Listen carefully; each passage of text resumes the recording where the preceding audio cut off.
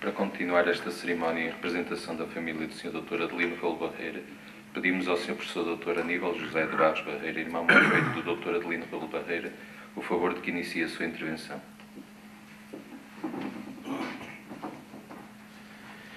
Muito bom dia.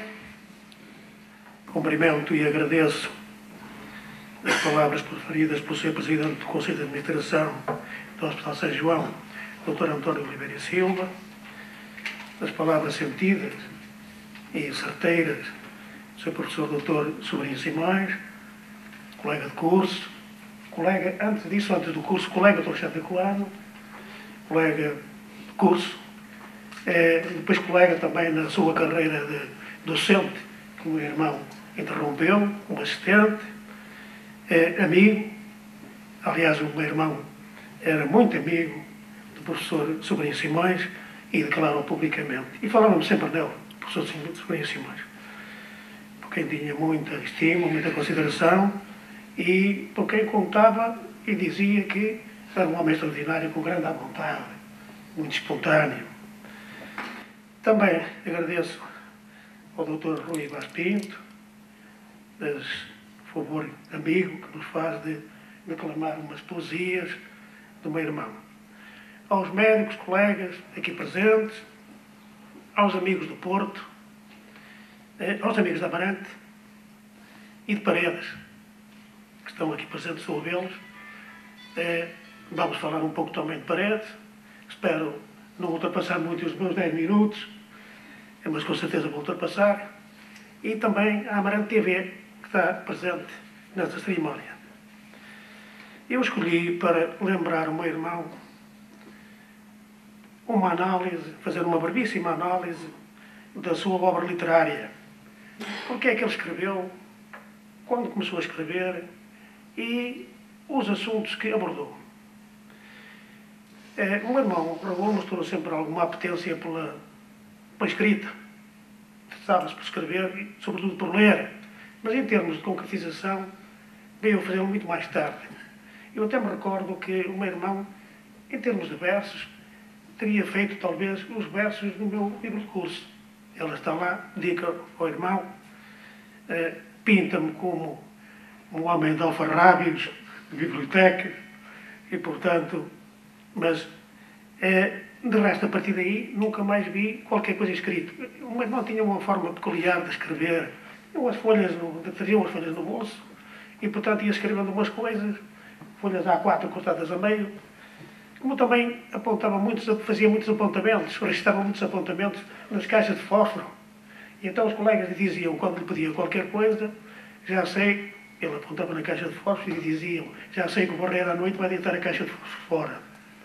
Era assim, portanto, que o caracterizavam. Começou a escrever, a mostrar aquilo que tinha produzido, nos jornais, A Flor do Tâmega e no Progresso de Paredes, nas décadas de 80, 90, que procurou retratar o que é os anos 50. Os anos 50 em que nós vivemos em Amarante, aquilo como vivemos em Amarante e aquilo que nós vivemos em Paredes.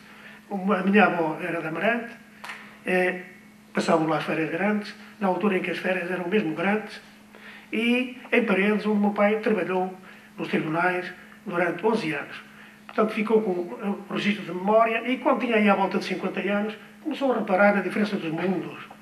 Era um mundo que desaparecia. Basta dizer que Paredes tinha na altura 2.000 e tal habitantes, Amarante teria 3.000 e tal, hoje terá 5 vezes mais, uma coisa parecida, quer uma terra, quer outra. Era um mundo fechado, rural, conservador, e, portanto, ele ia registando isso, sensibilizou. E, sobretudo, quando tinha 40, 50 anos, começou a pensar que já tinha material para memória. Afinal, no meu tempo é que era. E começou a escrever, revivendo, revisitando os acontecimentos, as pessoas, factos curiosos, tradições de Paredes e também da Amarante. Eu sei, estão aqui muitos colegas nossos de infância, que gostavam de ler aquilo que ele escrevia. Fazia-o de forma direta, não direta, mas sim, procurava sempre uma expressão literária, procurava sempre símbolos. Procurava burilar as palavras. Portanto, não era só transmitir por transmitir, mas também queria ser, procurava a perfeição da escrita. Mas, ao mesmo tempo, ele também fazia poesia. Eu acho que ele até era mais poeta do que prosador. E os livros Não Há Morte Sem Princípio, publicado em 99, e Álbum das Invectivas, publicado em 2003, ele das próprias invectivas também acentuaram um aspecto que foi aqui referido. Tinha o seu cuidado, não procurava injuriar, mas dizia que isso não faz mal, são brincadeiras. Portanto, aquele cuidado que foi aqui já referido. São coletâneas de poemas que foi fazendo ao longo dos tempos. E entendia ele que a poesia, para ele, tinha dois sentidos. Considerava sempre, por um lado, que a poesia devia ter rima ou entoação. E podia servir os seguintes objetivos. Dizia ele que deve ser exploratória e declarativa, devendo ter um cunho social, com uma vertente didática, que provocasse alguma emenda. O meu irmão, em outra característica, procurava uma certa ironia fina, seca, reduzida, mas certeira. E distinguia também entre uma poesia reflexiva e intimista. Diz ele que o poeta, a poesia serve também esta para exprimir algumas composições sentimentais, mais meditabundas, quase a uma voz. De qualquer forma, quer uma quer outra forma, deviam exprimir-se numa linguagem acessível e que chegasse a um público que normalmente não lia poesia e insurgia-se por isso contra a poesia hermética, ao qual parece que ele também na parte final da sua vida veio a cair um pouco, mas por outras razões. No poema O Mundo Hermético da Poesia, lamentava-se desse facto e dizia: eu não tenho grande jeito para declamar, vamos ver se eu acerto mais ou menos. A poesia é feita por poetas que se escrevem e releem uns aos outros. É daí também para os poetas uma missão suprema embebecida, que está-se marimbando para o público que descasca amendoins na esplanada. Portanto, esta crítica da poesia hermética que ele criticava, e portanto não gostava de rimas, gostava que as pessoas percebessem o que está a passar e, sobretudo, mostrar sentimento. A poesia deve ser mostrar sentimento. A poesia de crítica social está muito patente na sua obra, de forma esparsa, porque o meu irmão nem sempre datava aquilo que escrevia, o que foi uma pena, mas e juntou nos dois livros de poesia as duas correntes. Ele não as separou e fez-lo com a indicação seguinte, ou com a preocupação seguinte, de não se tornar monótono. Escreveu nesta linha de crítica social, os títulos são sugestivos e dizem o resto, S. Anónima RL. Quer dizer, era uma crítica do capitalismo das ações, aquele chamado capitalismo do anonimato, e a própria forma como ele constrói, S. Sociedade Anónima de Responsabilidade Limitada, ficando reduzida a apenas S. Anónima RL, já tem um segundo sentido, ou seja, uma segunda intenção. Portanto, cá temos outra vez a ironia. A nova cidade, a tendência das pequenas populações a determinada altura também todos quererem cidade, ser cidades, o abominável homem de campismo, em que Paulo gastou 3 litros de almudes de água, 3 almudes de água para fazer a barba, é, portanto, uma poesia atual, o hábito de Maria Alba de cuspir, as termas vinícolas, em que ele satirizava algumas ideias da medicina, não beba, não fume, não beba muito, não beba pouco, para acabar por dizer, de acordo com Confúcio, nós devemos beber e comer o que o corpo e a alma pedem. Evidentemente, acrescento eu, com moderação, não é? Mas é quando chega, quando basta. Não beba isto, porque isto faz muito mal, só meio copinho a cada refeição. A determinada altura, nota-se na sua poesia, volto a repetir, não há ordem cronológica, mas foi isto que aconteceu. Portanto, ele tornou-se mais triste. E nota-se nestas poesias já duas poesias que se situam no segundo momento dele. Ou seja, não há morte sem princípio, que dá origem ao título de um dos seus livros, e também Rosto de um Deus sem alma, em que assume certa culpabilidade. Portanto, ou seja, a morte do filho, também já foi aqui referido, alterou completamente a sua vivência e a sua escrita. A culpabilidade invade assim a escrita, quer seja em prosa, quer em verso, quer numa, quer noutra. Ela está presente, por exemplo, nos contos de Montoqueiro Luís, presente, que já foi aqui referido, onde vamos ver as duas facetas. Uma delas, escrita anteriormente à morte do filho. Está bem de ver a ovelha, lembranças da infância, com a mãe e os irmãos. Rapazes na Provença, aventuras dos colegas na Provença, não sei se o presidente, se o professor também fazia parte do grupo, não faço ideia. O Morte Lenta, o restaurante onde ia comer, modesto, portanto ia-se morrendo lentamente com a quantidade e a qualidade da comida. A Janela, atrevimento de quem espreita para o quarto alheio. No Sol de um Império, relatos da vida militar em Moçambique. Mas tudo isto feito com bonomia, de forma idílica, abeludada, salutar. Já os contos, no mesmo livro, de Motoqueiro Luís Presente, e por Correio Azul, também já foi aqui referido, faz-me favor, relembram com angústia o filho desaparecido. Portanto, o meu irmão começou, em termos literários, a trabalhar com uma dicotomia. O passado e o presente. Aliás, já trabalhava com o passado e com o presente, mas juntou-lhe uma outra. Ou seja, uma situação presenteira, agradável, e uma outra em que é da angústia de culpabilidade. Ele cita mesmo Eliot, para se justificar. Oprimiu-me um peso que tem que dar à luz para obter alívio. Ele exprime-se desta forma. E procura, portanto, uma justificação para si, para a sua culpabilidade e também para a existência humana. Esta dicotomia está também presente na obra, chamo-lhe romance, não sei como é que lhe de chamar, Viver na cidade, Zona Leste, publicado em 2003. É uma mistura propositada entre o Porto antigo e o Porto do seu tempo. É engraçado que o Porto do seu tempo que ele descreve já não é o Porto de hoje. Já há transformações no Porto. De 2010 até agora já o Porto se transformou, ou de 2003, por aí que ele escreveu isto. Para o qual se documentou historicamente, ele consultou livros de história, muitos, e também fez visitas, participou nessas visitas que regularmente se fazem na cidade. Confio por ele de ser rigoroso. Eu conheço bastante a história antiga do Porto, verifiquei que tudo aquilo que ele diz está certo. Aliás, também me consultava sobre isso. Mas também aparece-nos uma outra dicotomia entre adaptados e inadaptados. Neste livro, ele analisa os que estavam adaptados na cidade, ou que faziam por tal, fingiam estar adaptados, e aqueles que não estavam. Os marginais, as prostitutas e os drogados. Particularmente estes. Significativamente, dedica o livro à memória do filho e ao Porto. Porque o filho, também gostava muito do Porto. E ainda mais, ele procura alongar a presença do filho, fazendo participar como ator principal nesta obra. É como se tivesse o filho presente, sempre presente. Procura-se, portanto, mortificava-se continuamente. Essa mortificação atinge, em termos de ensaio, também uma expressão máxima, no último vagão, ou uma certa paisagem, que é uma obra de circunstância. Ela não teria existido assim se o meu irmão tivesse outro destino, outra vida. Teria sido diferente, nem sei se ele escreveria.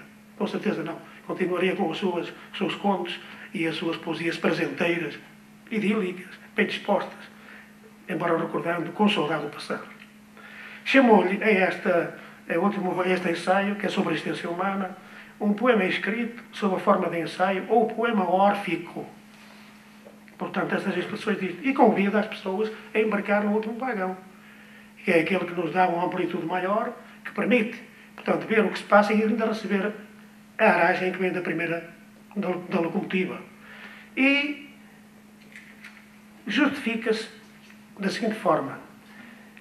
Ao escrever esta obra sobre a existência humana, em que ele procura saber ou ver se o homem é imortal e onde está a imortalidade humana, diz ele, foi em busca de uma resposta sob uma névoa de angústia, em condições adversas, diferentes de muitos mais, por não conter como eles uma crença com que possa resolutamente defender. Portanto, ele não encontrava nas crenças, não encontrava na religião uma justificação, uma explicação, e, portanto, procurou, de outra forma, uma explicação para aquilo, para o seu destino. E acrescenta, se cada um pode buscá-la a seu modo, temos para aqui a nossa. E apresenta. Portanto, as pessoas são convidadas a participar, faz assim uma análise de determinados conceitos, muitos conceitos, como a interação e convivência, a fala, a família, a crença e a fé, a vivência da morte e Deus. Numa segunda parte, em que ele apresenta a sua visão própria, em que diz ele, vou desmontar as falácias, e falo da sua perspectiva, ele volta aos conceitos e dá-lhe o sentido próprio, o seu testemunho. E daí lhe chama uma certa paisagem. Portanto, o último vaga, toda a gente participa, ele analisa os conceitos, e uma certa paisagem. Para se informar, já foi aqui referido também pelo seu professor, colheu informações junto dos colegas, era muito rigoroso, e também na parte histórica me abordou, e há uma coisa que me espanta nele, que eu desconhecia, foi para mim uma novidade, é que ele tinha uma grande capacidade especulativa.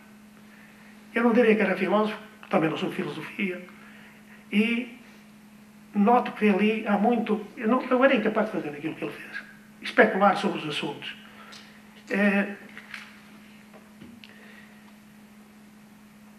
Nessa obra, numa visão antropocêntrica, para se justificar a si próprio, e ele torna o homem como demiurgo de tudo que existe, até do próprio Deus. Portanto, acaba por concluir que a eternidade reside na família e na humanidade.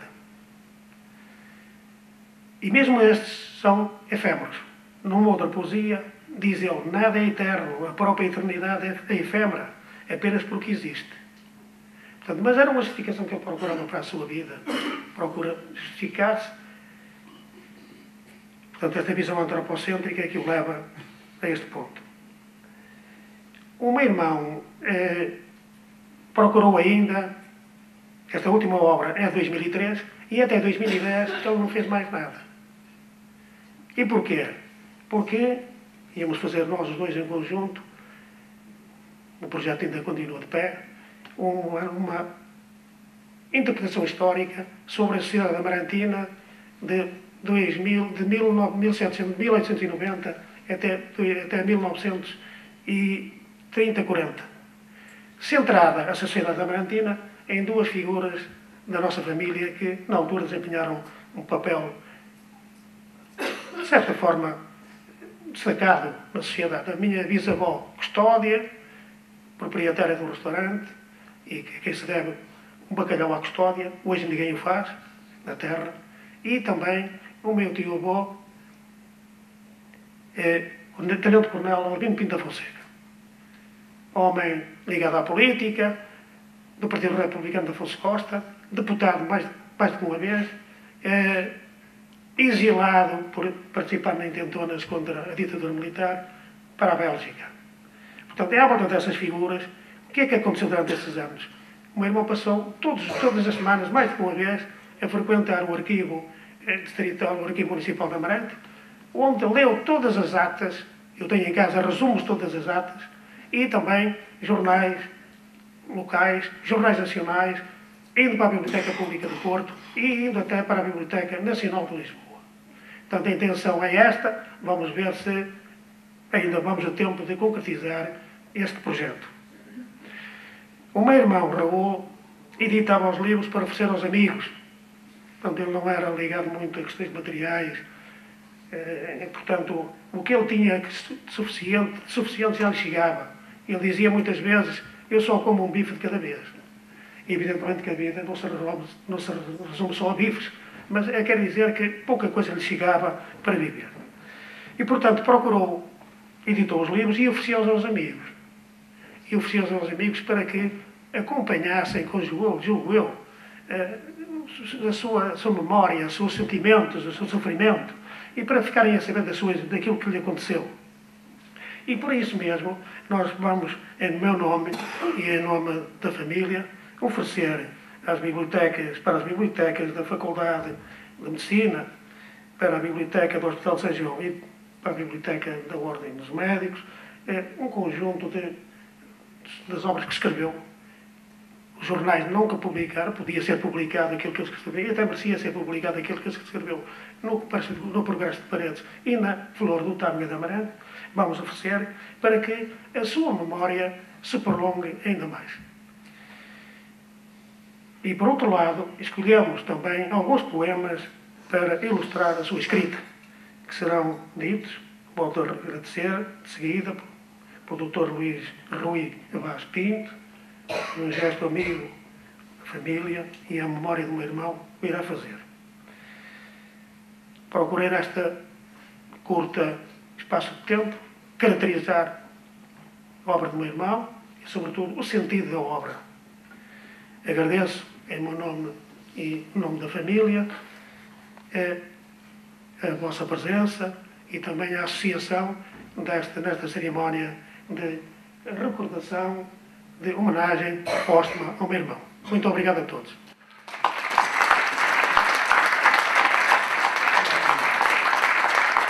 De seguida, vou então, imediatamente de seguida, pedimos o favor à Sra. Doutora Sofia Dória, responsável pela Biblioteca da Faculdade de Medicina da Universidade do Porto, o favor de vir receber em frente aqui à mesa as ofertas da família do Sr. Dr. Adelino Raul Barreira, que entrega neste momento. Muito obrigado.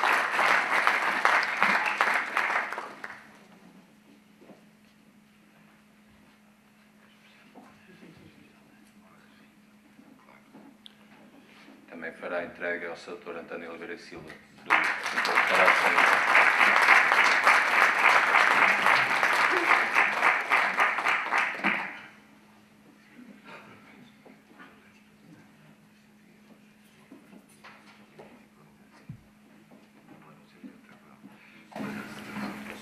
E então, para terminar esta cerimónia, para dizer 4 poesias de autoria do homenageado, intituladas Poesia do Nada, Outono, Muralha Invisível e os Passos, vai intervir o Sr. Dr. Rui Vaz Pinto, Presidente da Unicef, Cooperativa Livreira de Estudantes do Porto, CRL. Faz favor.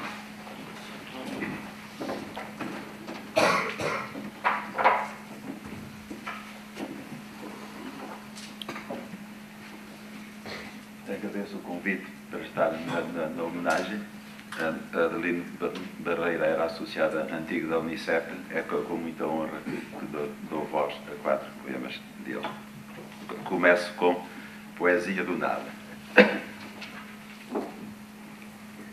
A poesia é qualquer coisa que se canta ou que se escreve, seja ela em forma longa ou forma breve, possua rima ou só entoação, mas que traga ensinamento ou emoção.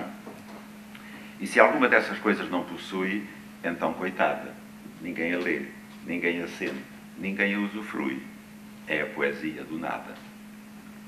A princípio, era apenas uma quadra popular, ou as cantigas de amigo, ou maldizer, pouco mais que uma forma de falar.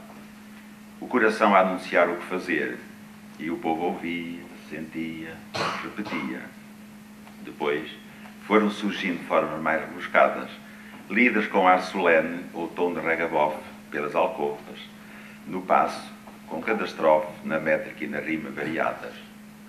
Algumas, puxando ao sentimento, desenhavam estados de alma da parte do autor, que as damas, de faces lívidas de amor, languidamente então declamavam. Vieram os épicos com as mitologias, enfeitando de louros os factos históricos. Seguiram-se os românticos, conforme as nostalgias, depois das luzes, passados os retóricos, vendendo liberdade e escrevendo urgias de factos sociais tornados meteóricos. E fizeram-se bibliotecas que se iam consultar e cantaram-se versos em noites de luar. Modernamente, foi-se a métrica embora. Caiu a rima como uma escadaria e pelos degraus estrofes espalhadas. Discurso reto, curto ou com demora, as mais das vezes com certa assimetria, onde a melodia tem tons espartilhados, mas ela existe, se queremos reparar. Mas, sobretudo, é o texto que nos faz balouçar. Mas, sobretudo, é o texto que nos faz meditar. Não há som de flauta, mas de violoncelo, onde nem todas as cordas são tocadas, ficando sempre alguma de reserva. E fazem-se recitais com alguma gente, e as livrarias publicam edições quase sempre limitadas. Até que, por fim, em nossos dias, a poesia do nada. O nada iluminado, só sílabas de sombra e dúvida, fugados como o som da última vogal, diz o autor. Poesia encantatória, depurada, enigmática, obtida da significância referencial ou descritiva do concreto e reenvia o leitor para uma percepção não verbal, diz o crítico. Como um quadro pintado de vermelho com uma tira preta a atravessá-lo, sinto-me a dizê-lo.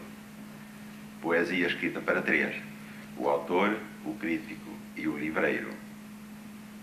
Alguém trancou a porta do auditório, juntam-se na montra primeiras edições e o repórter, na rua, intercepta o passante. Você lê poesia? Nada. Um outro. Uma muralha invisível. Ando nos meus 50. Meu filho tinha os 20, ainda por fazer. Morrer naquela idade com 30 por viver. Uma sensação estranha e intangível, circulando em volta em mim e para além de mim.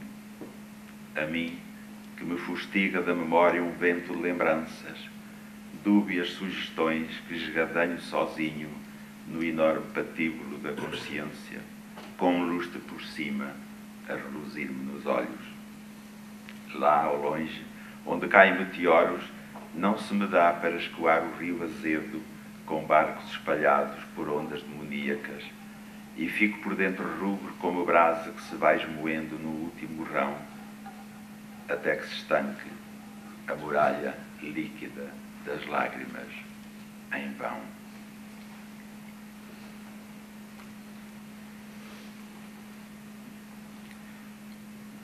Outono.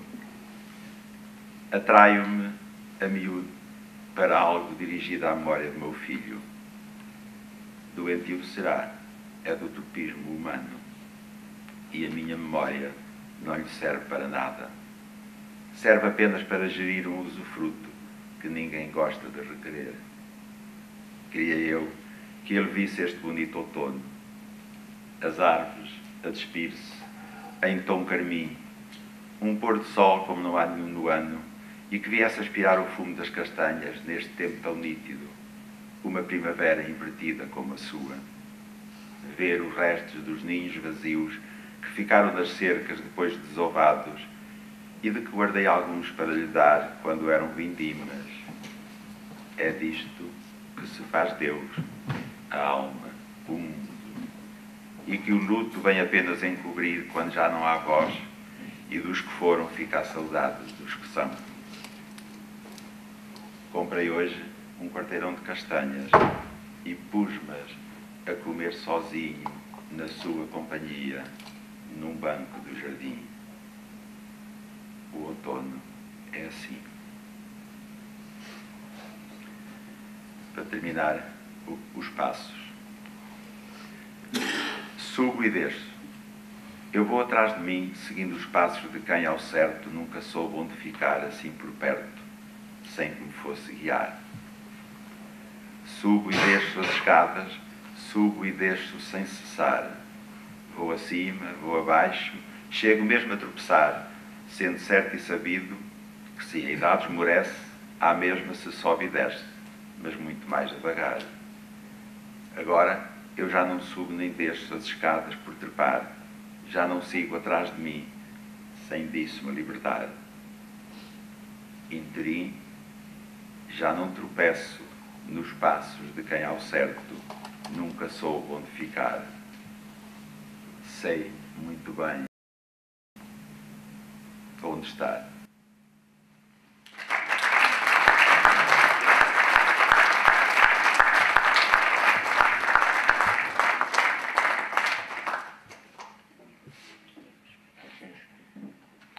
Então, no final desta cerimónia, gostava apenas de convidar todos aqueles que tivessem interesse para que depois se dirigissem até àquela secretária ali, porque a família tem interesse em entregar a cada um de vós um livro do homenageado. E assim, em nome do Sr. Presidente do Conselho de Administração do Centro Hospitalar de São João, Dr. António Oliveira e Silva, Damos por encerrada esta cerimónia de homenagem póstuma do Centro Hospitalar da Faculdade de Medicina da Universidade do Porto ao Sr. Dr. Adelino Raul Barreira. Muito obrigado a todos pela visita e muito bom dia. Muito obrigado.